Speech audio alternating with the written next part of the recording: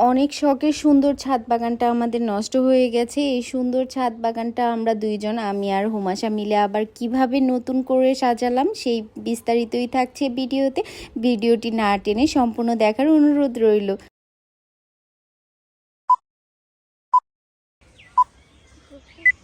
যত্ন নিলে রত্ন মিলে, আর অযত্নে হয় জঙ্গল।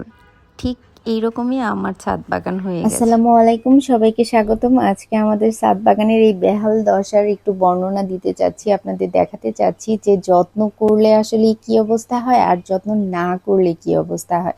আমাদের বাসা চেঞ্জ করার কারণে ছাদ বাগানে আর যাওয়া হয়নি। আমরা যেহেতু চলে এসেছি, ছাদ বাগানটা ওইভাবে পড়েছিল, আম্মা আব্বা সময় পায়নি ছাদ বাগানটা দেখার জন্য।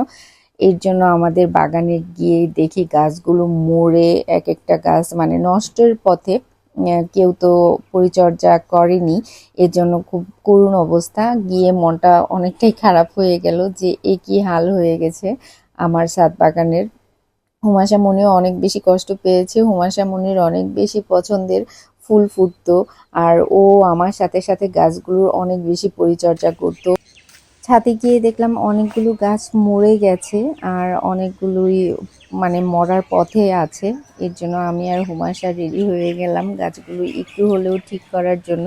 কিছু গাছে দেখলাম এমন পরিত্যক্ত অবস্থাতেও অনেক সুন্দর ফুল ফুটে গেছে।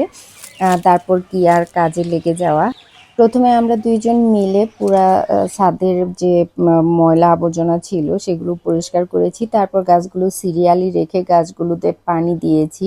পানি দেওয়ার পরে হালকা একটু সার দিয়েছি। সার বলতে যে শুকনো গোবর ছিল সেটা ব্যবহার করেছি, কারণ অনেক গাছই যেহেতু এখন ফুল ফুটে গেছে, এগুলোর খাদ্য প্রয়োজন।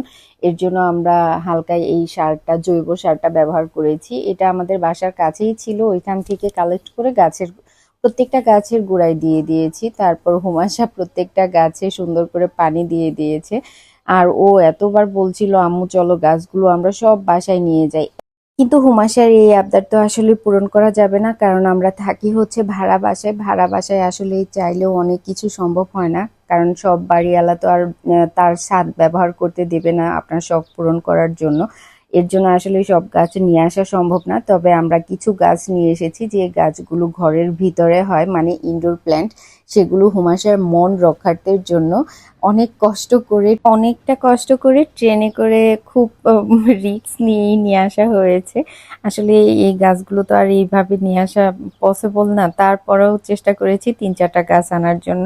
হুমাশা মনি এতে অনেক খুশি হয়ে, আর সে যতবার আমাদের ছাদ বাগানটা মিস করতো, একটু হলেও এখন কম মিস করবে, কারণ ঘরের ভিতরে হলেও তো কিছু গাছ হলেও সে দেখতে পারবে। তার গাছ অনেক বেশি পছন্দের, আর একটু হলেও এখন পরিচর্যা করতে পারবে।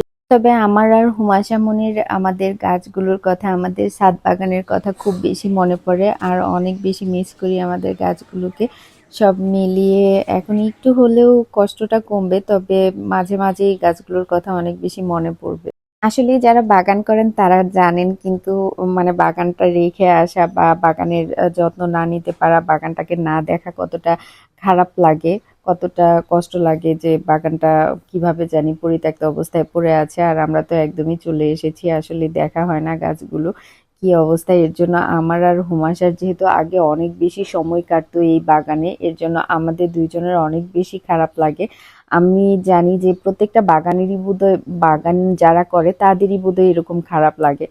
যাই হোক, তবে মাঝে মাঝে আমরা যাব, গিয়ে আমাদের বাগানটার একটু হলেও পরিচর্যা করব।